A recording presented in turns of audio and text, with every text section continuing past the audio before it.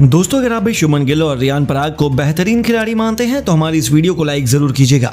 दोस्तों, बीच मैदान में ही अपना आपा खो बैठे कप्तान शुभमन गिल अंपायर की गलती पर रियान पराग और संजू सैमसन ने की लड़ाई, और लड़ाई करते हुए जब बदतमीजी की तो उन्हें मुंह तोड़ जवाब देते हुए रियान ने जो किया वो देखकर पूरे के पूरे गुजरात की बोलती ही बंद हो गई। तो आखिर क्यों गुस्से में गिल, रियान पराग और अंपायर ने ही लड़ने पहुंच गए? आखिर कैसे बीच मैदान में इन दोनों युवा भारतीय खिलाड़ियों के बीच हो गया भयंकर विवाद? आखिर क्यों गिल अपना गुस्सा काबू में नहीं रख पाए? उस खौफनाक लम्हे का पूरा वीडियो हम आपको दिखाएंगे। लेकिन उससे पहले आपको क्या लगता है, गिल, संजू और रियान में कौन सबसे खतरनाक बल्लेबाज है? अपनी राय में नीचे कमेंट बॉक्स में जरूर बताइएगा। दोस्तों, शुभमन गिल वैसे तो ज्यादातर समय बहुत ज्यादा शांत रहते हैं, उन्हें कभी भी मैदान पर गुस्से में नहीं देखा गया। लेकिन कप्तान बनने के बाद शुभमन गिल भी अपना मैदान पर आपा खोना शुरू कर चुके हैं। ऐसे एक नजारा हमें राजस्थान के खिलाफ IPL 2024 के 24वें मैच में देखने को मिला, जब तीसरे अंपायर से जुड़ी DRS की गलती के बाद GT कप्तान शुभमन गिल चिढ़ गए और ऑन फील्ड अंपायर की ओर दौड़ पड़े। उन्होंने अंपायर से बहसबाजी की जमकर, लेकिन हद तो तब हो गई जब वह संजू सैमसन और रियान पराग से ही लड़ पड़े। उसके बाद जो हुआ उसने हर एक भारतीय फैन को हैरत में डाल दिया। जी हाँ दोस्तों, ये घटना 17वें ओवर के दौरान सामने आई, जब मोहित शर्मा संजू सैमसन को गेंदबाजी कर रहे थे। उनके गेंद को शुरू में ऑन फील्ड अंपायर ने वाइड करार दिया, लेकिन गेंद टाइमलाइन से बाहर हो चुकी थी। हालांकि बाद में जो हुआ उससे विवाद की स्थिति पैदा हो गई। ऑन फील्ड अंपायर के वाइड सिग्नल के बाद गुजरात टाइटंस ने रिव्यू लेकर उनके निर्णय को चुनौती देने का मन बनाया और फैसला भी उनके पक्ष में रहा। शुरू में तीसरे अंपायर ने ऑन फील्ड अंपायर की कॉल को पलट दिया और इसे वाइड नहीं करार दिया। हालांकि थोड़ी देर बाद तीसरे अंपायर ने अपना निर्णय वापस ले लिया और ऑन फील्ड अंपायर को वाइड कॉल बनाए रखने का आदेश दे दिया। एक के बाद एक लगातार 2 बार बदले इस फैसले से गिल क्रोधित हो गए और उसके बाद वह गुस्से में अंपायर से ही लड़ पड़े। वह अपना गुस्सा काबू में नहीं रख पाए। हालांकि फैसला सही था या नहीं, इस पर अभी भी विवाद बना हुआ था, क्योंकि पहले थर्ड अंपायर ने गुजरात का साथ दिया और फिर बाद में उन्होंने अपना फैसला ही बदल दिया, जिसके बाद गुजरात का खेमा भी हैरान और परेशान था। वहीं गुस्से में गिल ने अंपायर के बाद रियान पराग और संजू सैमसन से ही बहसबाजी करनी शुरू कर दी।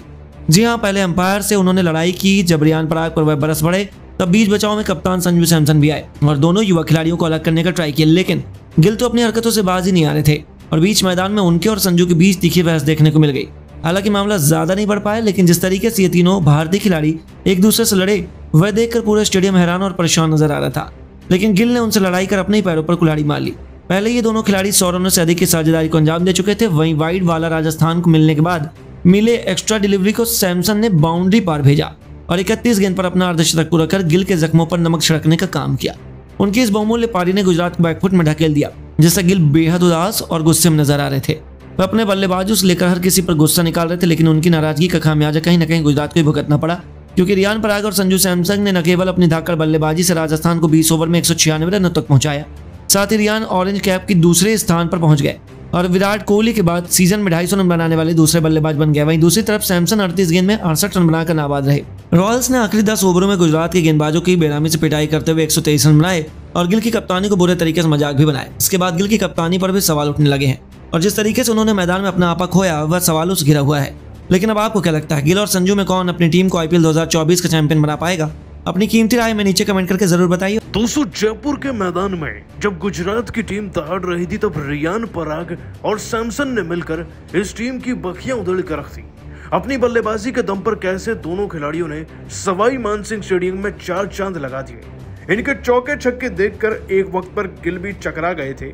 इनकी इसी जबरदस्त पारी का पूरा वीडियो आपको दिखाने जा रहे हैं, लेकिन उससे पहले आप सभी को क्या लगता है, रियान पराग और हार्दिक पांड्या में ज्यादा बेहतर ऑलराउंडर कौन है? नीचे कमेंट कर हमें जरूर बताइएगा। दोस्तों, IPL 2024 की 2 खतरनाक टीमें, गुजरात टाइटंस और संजू सैमसन की राजस्थान रॉयल्स, जिसका जीत पर कोई अंकुश लग नहीं रहा। उधर गुजरात को जीत की तलाश थी, लेकिन गुजरात की टीम की शुरुआत इस मैच में यानी कि राजस्थान के घर में ज्यादा अच्छी हुई। गिल ने टॉस जीता, टॉस जीतकर गेंदबाजी चुनी और जॉस बटलर साथ ही साथ यशस्वी जायसवाल 24 और 8 पर आउट हो गए राशिद खान, उमेश यादव की गेंद पर।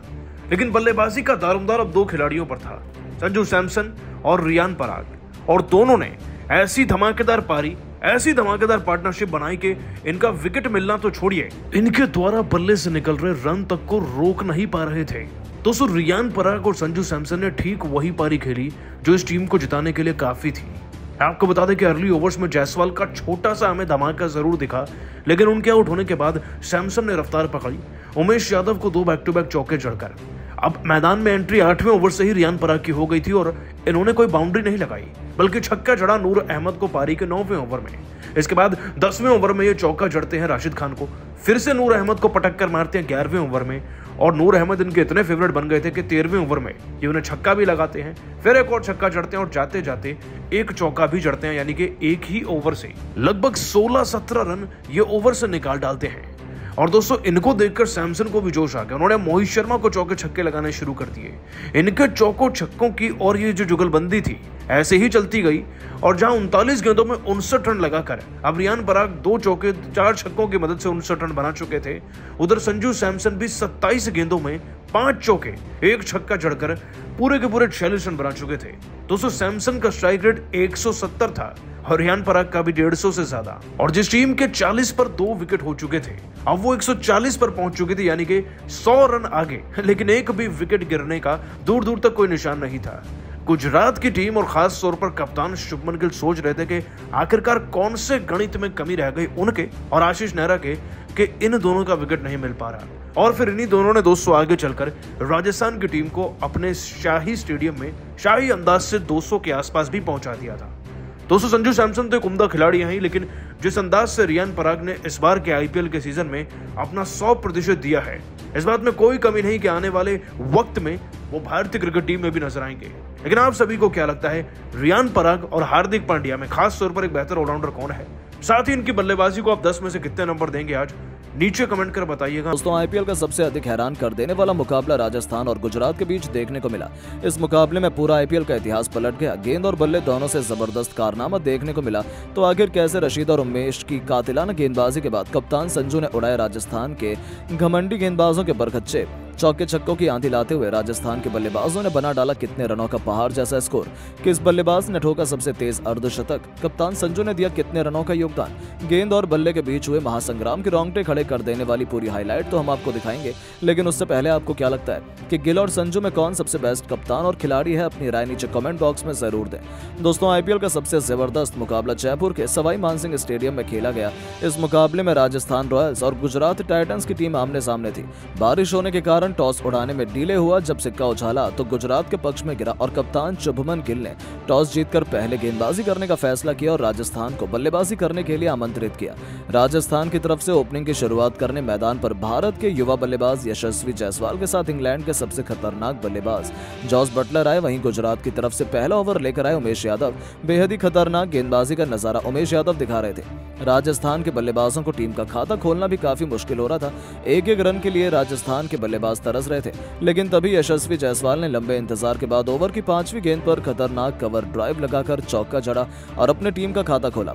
साथ ही अंतिम गेंद पर 2 रन बटोरकर अपनी टीम के स्कोर को पहले ओवर में ही 6 रनों पर यशस्वी जायसवाल ने पहुंचा दिया। वहीं गुजरात की तरफ से दूसरा ओवर लेकर आए स्पेंसर जॉनसन, लेकिन उनकी पहली गेंद पर जॉस बटलर ने 2 रन बटोरकर अपना खाता खोला और अपनी टीम के स्कोर को आगे बढ़ाया।